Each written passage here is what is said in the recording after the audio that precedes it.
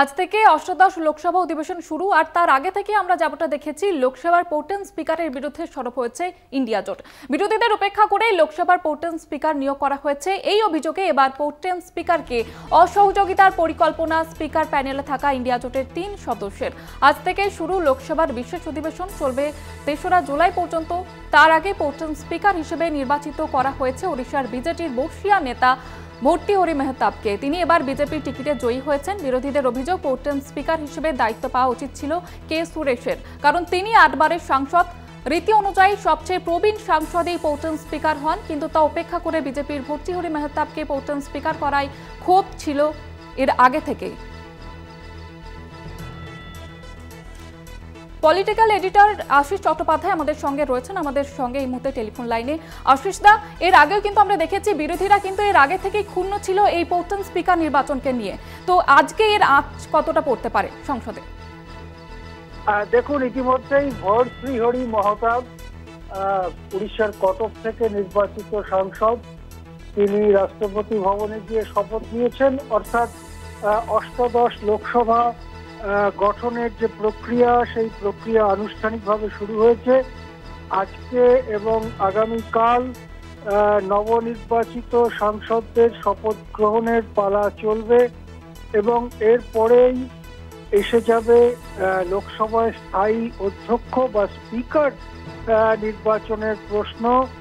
কিন্তু প্রথম থেকেই বিরোধী পক্ষ সরকার পক্ষকে কড়া লড়াইয়ের সামনে দাঁড় করিয়ে দিয়েছেন।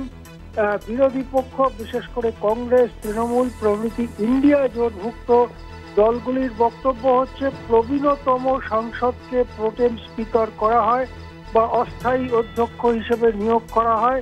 সেক্ষেত্রে কংগ্রেসের কে সুরেশ ৮ বারের জন্য সাংসদ নির্বাচিত হওয়া সত্ত্বেও তাকে বাদ দিয়ে ৭ বারের সাংসদ ভর্তৃহরি মেহতাবকে কেন প্রোটেম স্পিকার নিয়োগ করলেন রাষ্ট্রপতি, তা নিয়ে বিক্ষোভ দেখাবেন, তা নিয়ে প্রতিবাদ জানাচ্ছেন ইন্ডিয়া জোটের দলগুলো। এবং যেটা আমরা দেখতে পাচ্ছি যে নিজেদের মধ্যে যাই ছোটখাটো বিরোধ ইত্যাদি থাকুক না কেন, সংসদে আজকে অধিবেশন শুরুর সময় থেকে ইন্ডিয়া জোট সম্পূর্ণ ঐক্যবদ্ধভাবে সরকারের বিরোধিতা করতে শুরু করেছে।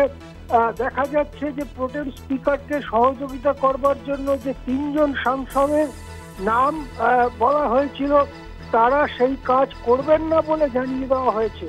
অর্থাৎ নতুন সাংসদদের শপথ গ্রহণ করানোর ব্যাপারে প্রোটেম স্পিকারকে সহযোগিতা করার জন্য আরো ৩ প্রবীণ সাংসদের নাম করা হয়েছিল। তারা বিরোধী, তাদের মধ্যে যারা বিরোধী তারা সহযোগিতা করবেন না বলে জানিয়ে দেওয়া হয়েছে। সুতরাং এই আবহে সংসদ গঠন হওয়ার প্রথম মুহূর্ত থেকেই বিরোধী এবং সরকার পক্ষের জমজমাট লড়াই আমাদের সামনে এসে যাচ্ছে।